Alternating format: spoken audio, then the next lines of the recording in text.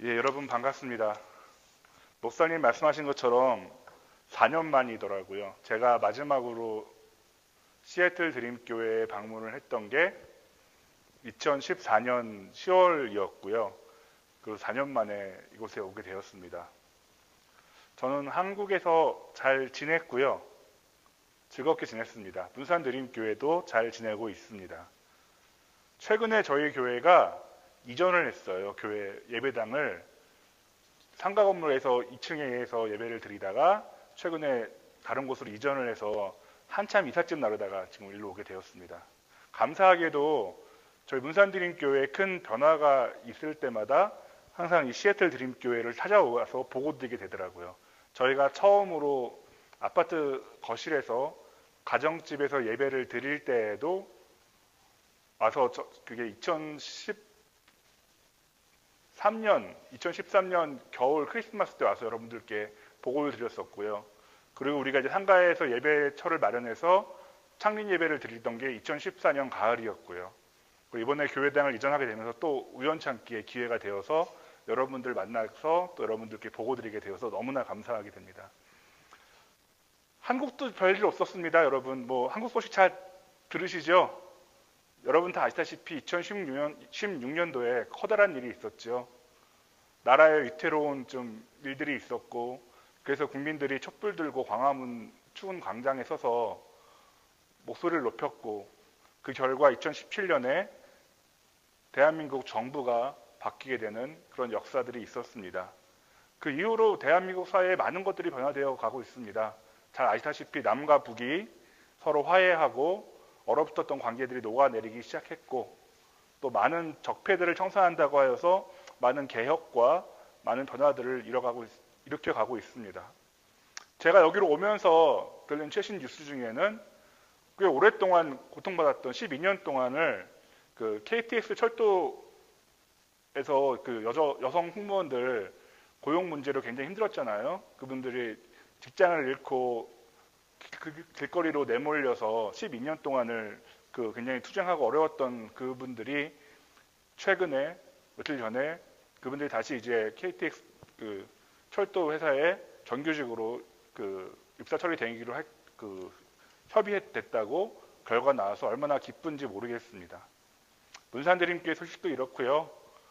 한국 소식도 이렇습니다. 모두가 평안하고 모두가 잘 지내고 있는 것 같아서 참 감사합니다. 오늘 제가 여러분들 앞에 들고 나온 말씀은 데살로니가전서 5장 말씀입니다. 여러분 데살로니가전서 잘 아시겠지만 바울 사도가 데살로니가 교회에 있는 교인들에게 보내는 편지였죠. 데살로니가 교회는 바울 사도가 개척하여서 세웠던 교회이고 그것에서 많은 것들이 일어났지만 또한 많은 어려움들도 겪었습니다. 그중 대표적으로 그들은 같은 민족이었던 유대인들에게, 유대 교회에게 굉장히 많은 핍박과 굉장히 많은 고난을 당해야만 했습니다. 그래서 바울 사도도 그 고난과 핍박을 피해서 다른 도시로 급하게 도망쳐야 했고요. 그렇게 도망친 이후에 남아있는 데살로니가 교회 교인들의 안부가 그들의 소식이 궁금하여서 전하는 편지, 전하는 소식이 바로 데살로니가 말씀이라고 할 수 있겠죠.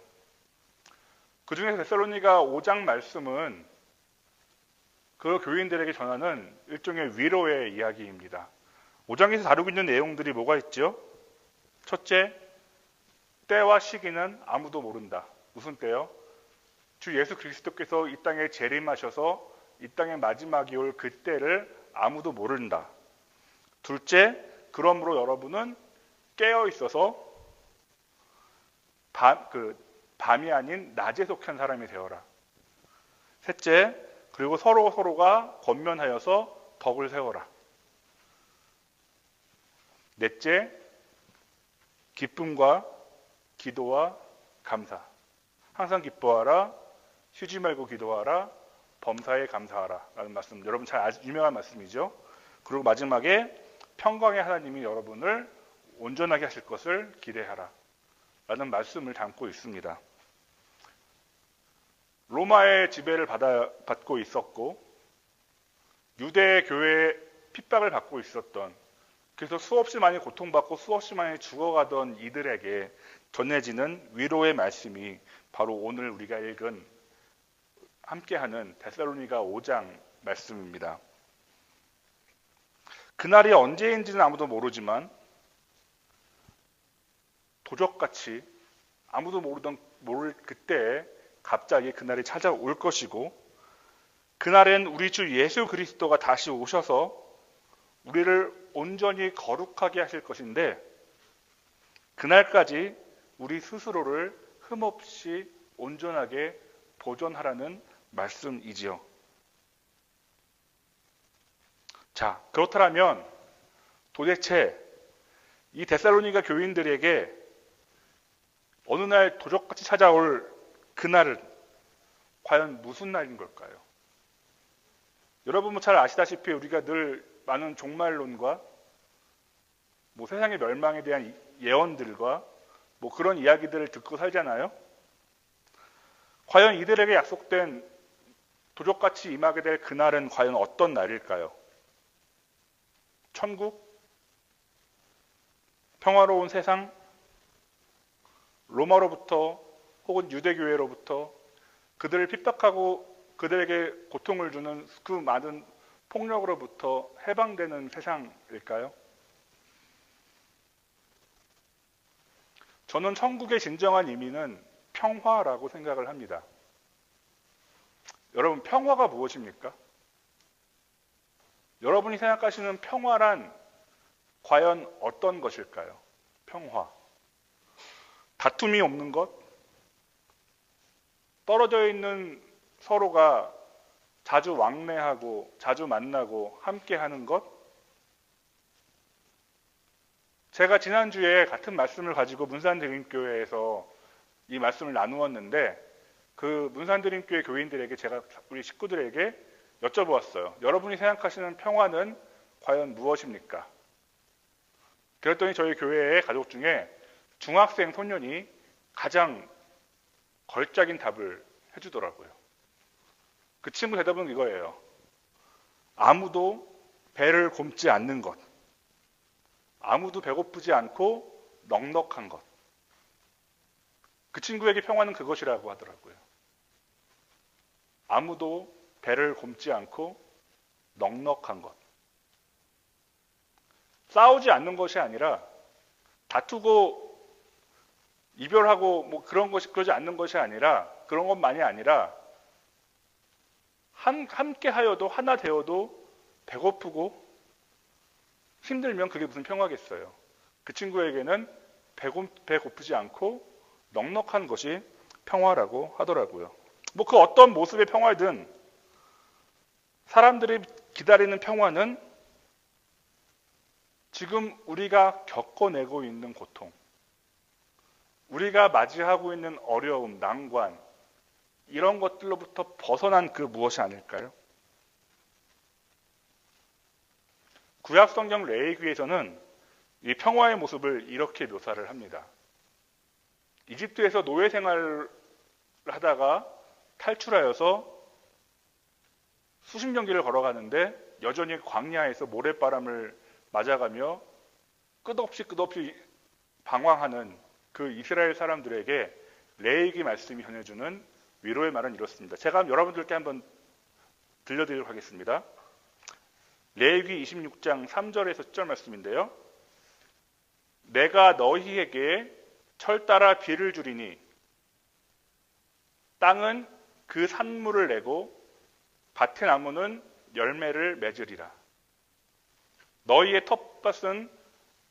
너희의 타작은 포도 딸 때까지 미치며 너희의 포도 따는 것은 파종할 때까지 미치리니 너희가 음식을 배불리 먹고 너희의 땅에 안전하게 거주하리라.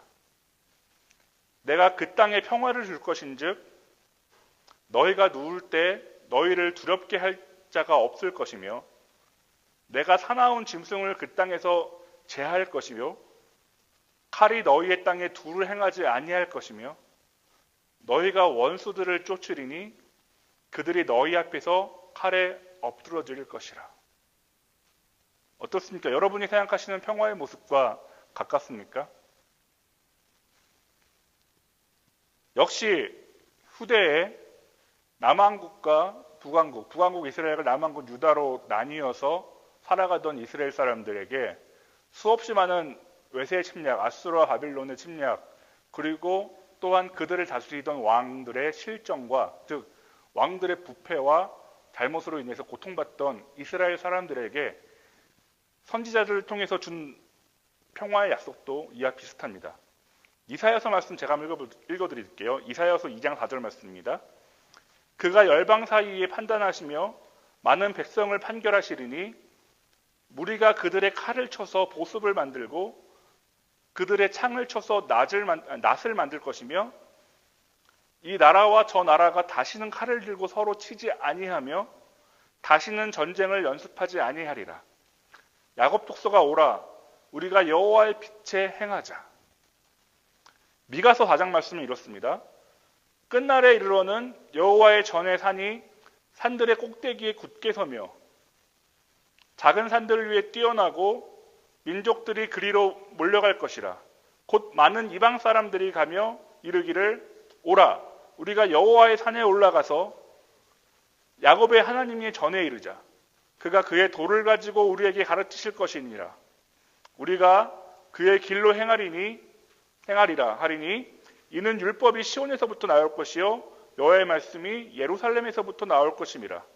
그가 많은 민족들 사이에 이를 심판하시며 먼 곳 강한 이방 사람들을 판결하시리니 우리가 그 칼을 쳐서 보습을 만들고 창을 쳐서 낫을 만들 것이며 이 나라와 저 나라가 다시는 칼을 들고 서로 치지 아니하며 다시는 전쟁을 연습하지 아니하고 각 사람이 자기 포도나무 아래와 자기 무화과 나무 아래에 앉을 것이라.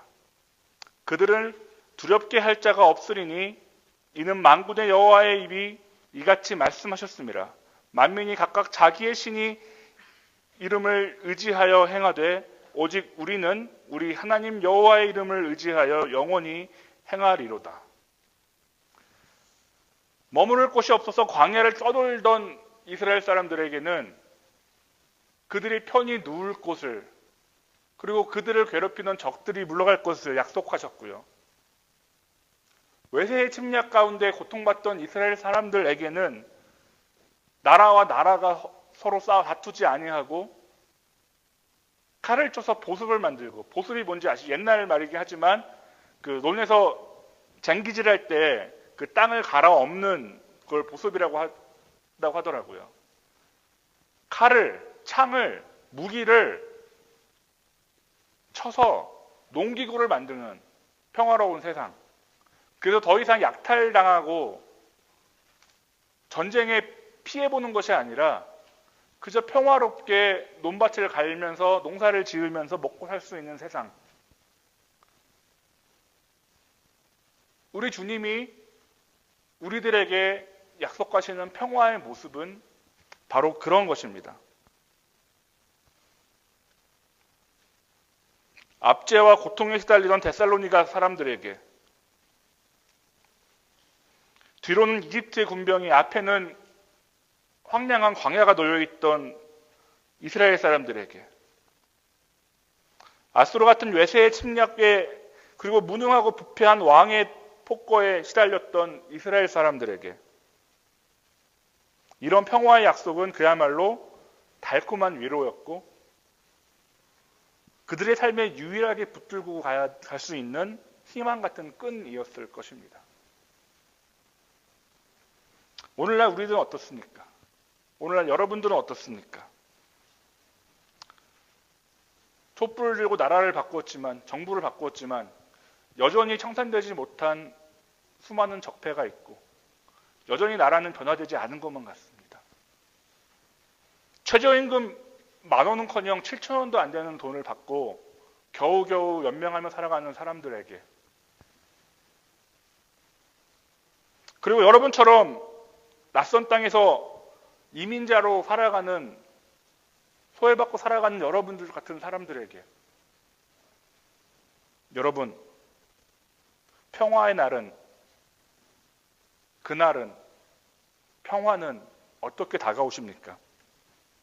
어떤 약속으로 다가오십니까? 그리고 이 날을 기다리며 우리는 무엇을 어떻게 해야만 하는 걸까요? 데살로니가전서 5장 말씀에서 이야기하듯이 그저 스스로 깨어서 서로 권면하면 전부인가요?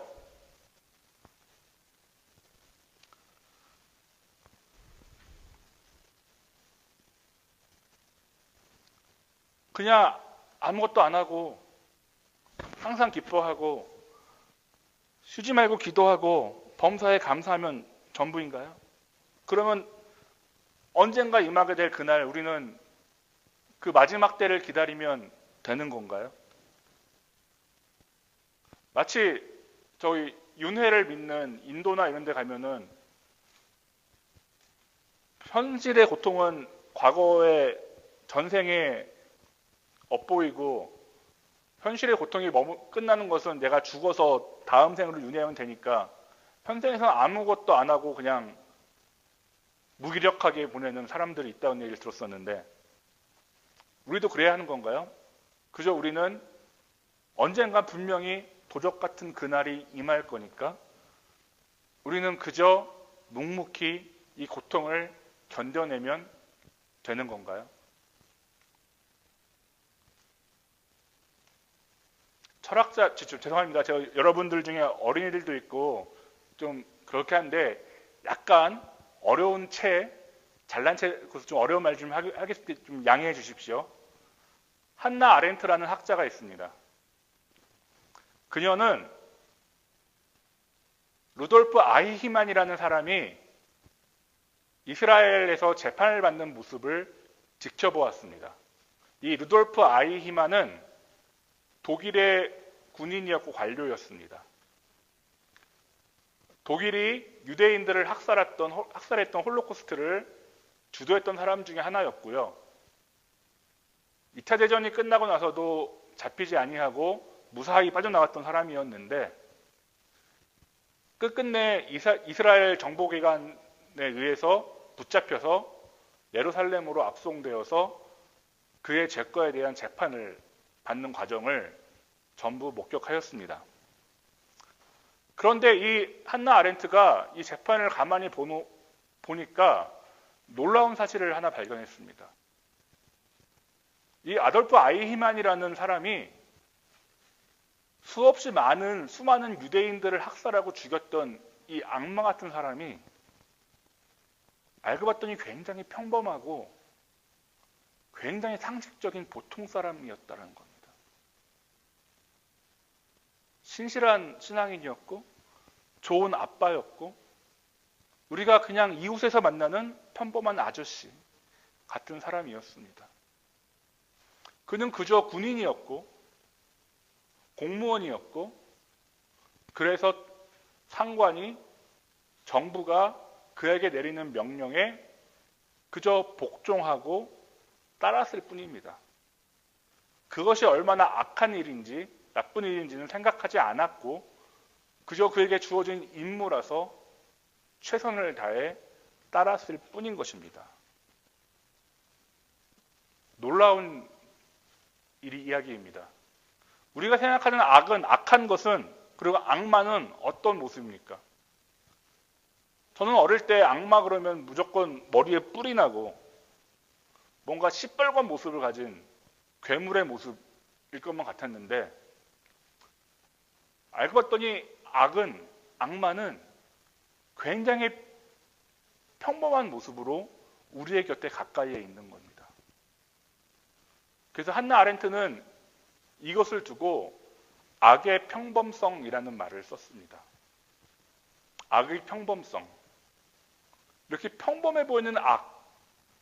그러면 이 악을 우리가 해결하고 우리가 징벌하고 이 악을 이겨내려면 우리가 어떻게 해야 하느냐?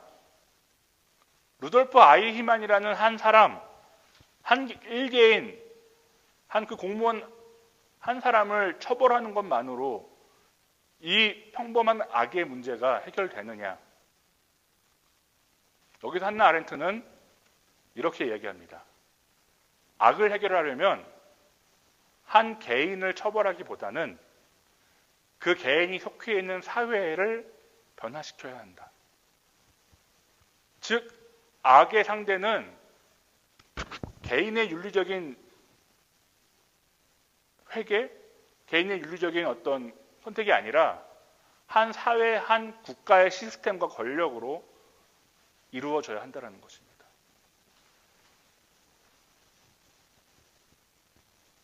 옛 이스라엘에도 오늘날의 대한민국이나 여러분이 살고 계시는 미국에도 여전히 악은 팽배합니다.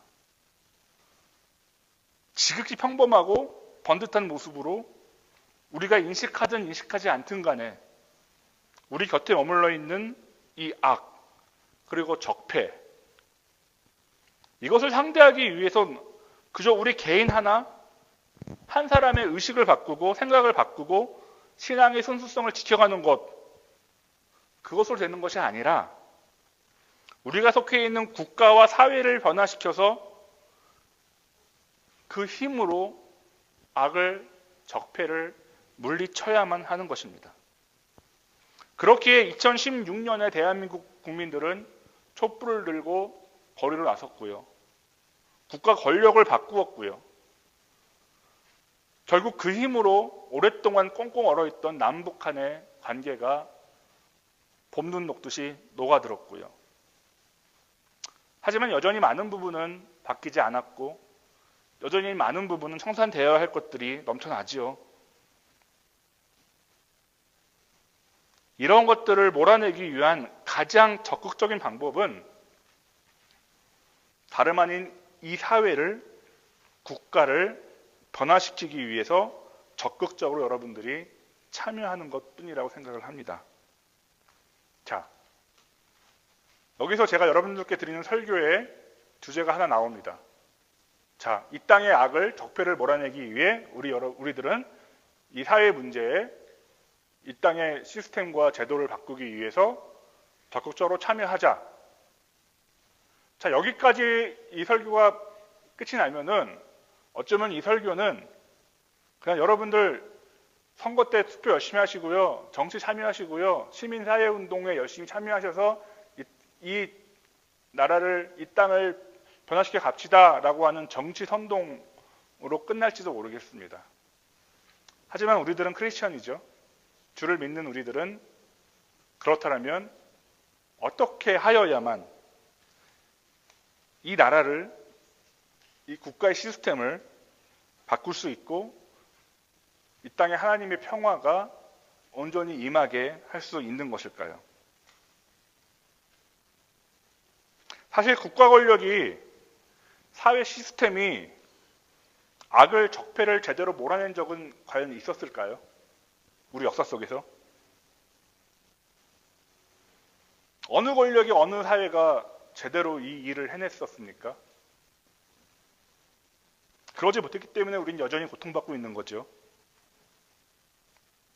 그렇다고 해서 매번 어떻게 광화문에 촛불 들고 나가거나 80년 광주나 1919년 3월처럼 총 맞아가면서, 칼 맞아가면서, 피 흘려가면서 권력과 싸워야만 하겠습니까? 그렇게 피 흘려서 이루어낸 사회가, 국가가 또 얼마나 우리들을 해방시켜 줄 수 있을까요? 크리스천들이 다른 불신자들과 다른 점이 있다면 저는 그것을 우리들은 그리스도의 재림을 기다리는 사람들이라는 데서 찾고 싶습니다. 언젠가 이 땅에 그리스도가 다시 오시는 그날에 우리 주님이 다스리시는 천국이 이 땅에 임하면 비로소 진짜 평화의 세상이 이 땅에 임하리라는 기대를 품고 사는 사람들이죠. 그 어떤 권력도, 그 어떤 국가도, 그 어떤 사회 시스템도 이뤄내지 못할 최후의, 최종의 평화. 그것을 이뤄낼 수 있는 세상은 바로 우리 주님이 다스리시는 하나님 나라, 이 땅에 임할 천국만이 그 진정한 평화를 이루어낼 수 있음을 믿는 사람들이죠. 천국은 우리가 믿는 바 이 천국은 불교에서 이야기하듯이 우리가 죽어서 건너갈 어떤 극락 세상만이 아닙니다. 우리 성경에서 이야기하는 우리의 천국은요, 언젠가 이 땅에 임할, 이 땅으로 찾아올 그 무엇입니다. 그 천국은 2000년 전에 예수 그리스도께서 인간의 몸을 입고 이 땅에 오셨을 때 예수와 함께 이미 찾아왔고요. 그러나 아직 완전히 찾아오지는 아니하였기에 언젠가 도적같이 임하게 될 그 마지막 그날에 예수께서 이 땅에 다시 오실 그날에 온전히 우리 곁으로 찾아오게 될 것입니다. 그래서 신학자들은 이거를 이렇게 표현하죠. Already but not yet. 이미 왔으나 아직 완전히 오지는 않았다.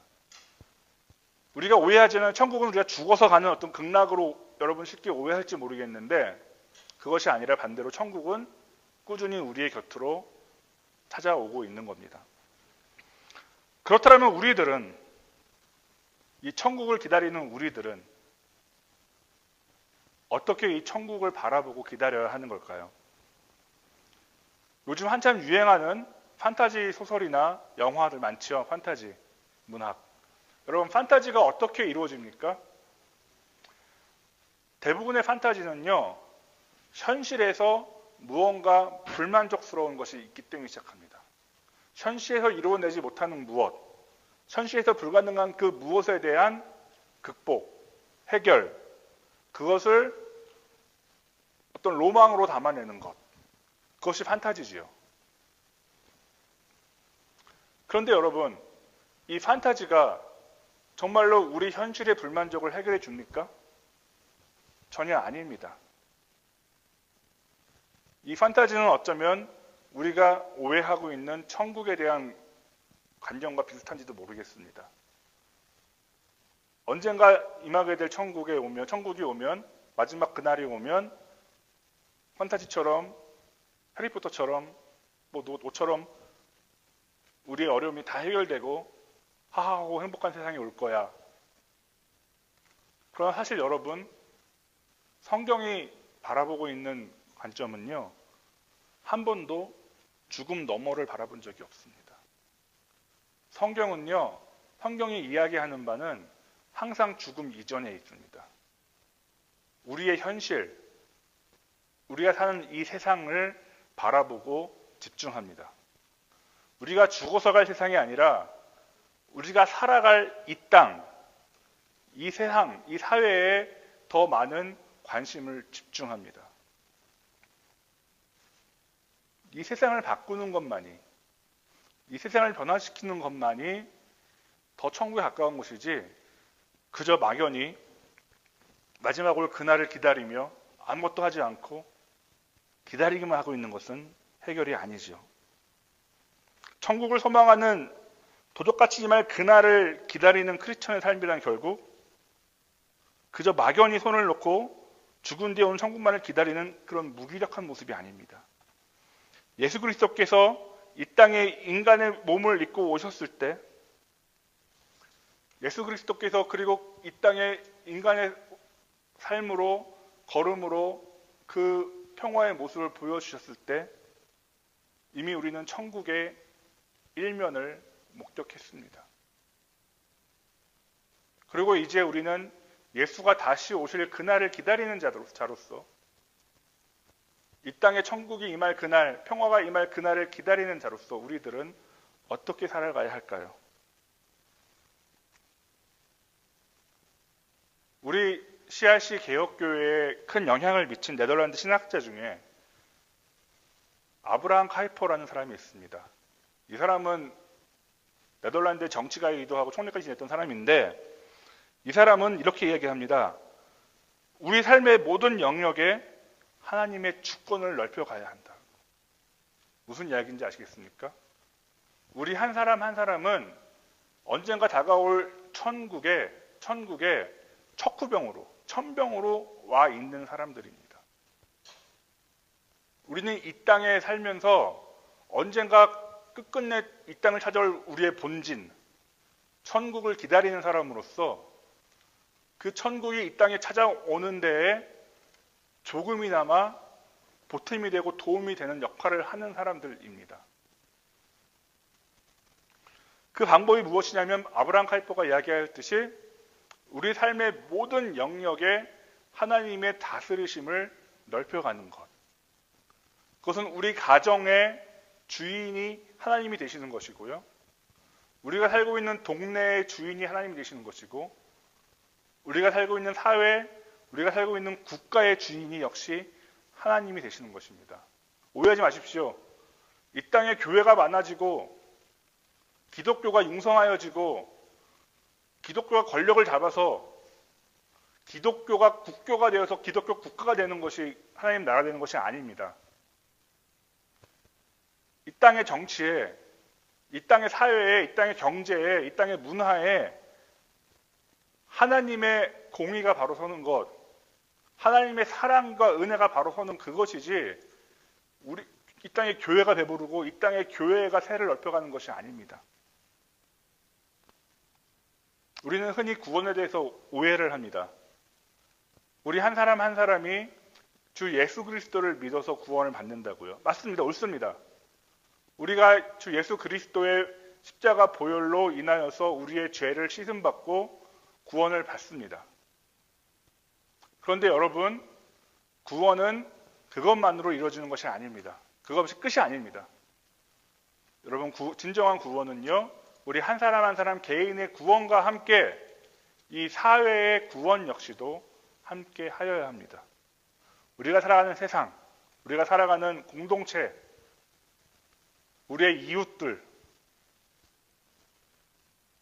데살로니가전서 5장 말씀에서도 이야기하죠. 도적같이 임할 그날을 기다리는 너희들이 깨어서 낮에 속한 자들처럼 살아가되 서로가 서로를 권면하고 덕을 세우라고. 홀로 이뤄내는 것이 아니라 함께 이루어내어야 하는 것입니다. 그것은 단지 권면한다고 하여서 그것이 마치 그들에게 신앙을 전하고 전도하여서 그들을 교회로 끌어들여서 이 자리에 앉혀두는 것, 그것만으로 이루어지는 것이 아니죠. 그들의 삶의 모습을 바꾸고 삶의 환경을 바꾸는 것입니다. 옳지 않게 살아가는 사람이 있다면, 악하게 살아가는 사람이 있다면 그 잘못을 지적해 주는 것이고요. 때로 힘들게 어렵게 사회의 시스템에서 핍박받고 고난받고 있는 사람들이 있다면 그들에게 손 내밀어주고 붙잡아주고 일으켜주는 것이 권면하는 것이지, 그저 함께 예배하고 함께 주일날 한다는 것, 찬양하는 것만이 권면이 아닙니다.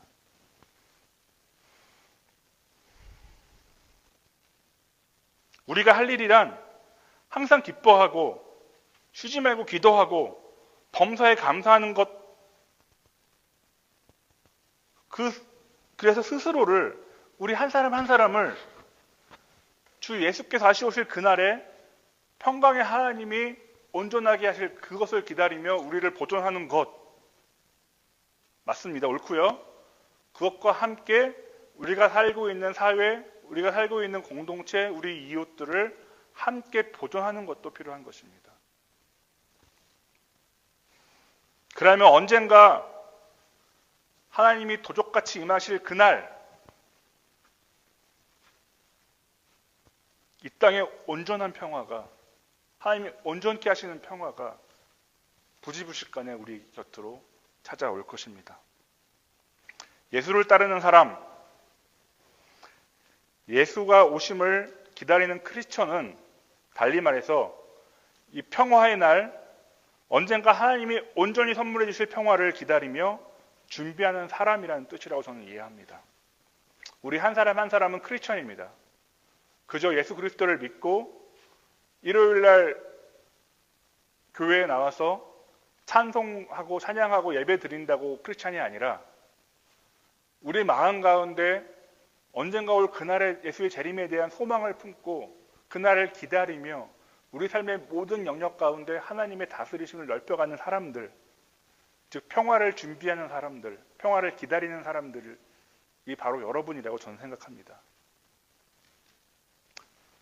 부디 바라건대 여러분 한 사람 한 사람의 그 걸음걸음이 우리 자신을, 우리 가정을, 그리고 우리 시애틀 드림교회를, 이 시애틀 사회와 미국 사회를, 그리고 대한민국을 변화시킬 수 있는 그 걸음걸음으로, 여러분들의 걸음걸음이 이 땅에 온전한 평화의 그날을 맞이하는 그 평화를 기다리는 걸음으로 사용되어지기를 간절히 축원하고 기도합니다. 자, 기도하겠습니다. 사랑과 은혜의 주님 감사를 드립니다. 여전히 우리의 주변에는 어둡고 악하고 여전히 혼란스러운 일만 너무나 많음을 보게 됩니다. 주님, 그러나 우리가 이 어둠을 걷고 이 악을 쫓아내버리고 이 땅에 온전한 평화를 이루기 위하여서 우리가 어찌하여야 할까요? 주님, 우리가 주님을 바라보게 하여 주시옵소서. 이 땅에 인간의 몸을 입고 오셔서 죽음의 길로, 낮아지는 길로 걸어갔던 그 주님의 길을 우리가 따라 걷게 하여 주시고, 주님의 평화의 모습을 우리의 삶 가운데 온전히 힘있게 하여 주셔서 우리 가족이, 우리의 가정이, 우리의 이웃이, 우리의 사회가, 우리의 공동체가 주님 변화되어지는 것을 바라보고 그 일에 쓰임받는 자를 내게 도와주시옵소서. 우리의 모습이 조금 더 주님 닮게 하여 주시고 우리 삶에 하나님의 다스리심이 온전히 넓어지게 하여 주셔서 우리가 살아가는 이 땅이 하나님 나라 될 수 있게 주여 도우시고 함께 하여 주시옵소서. 우리의 마음 가운데, 우리 세상 가운데 온전한 평화를 이루어 주시옵소서. 함께 하신 주님을 찬양합니다. 예수 그리스도 이름으로 기도합니다. 아멘.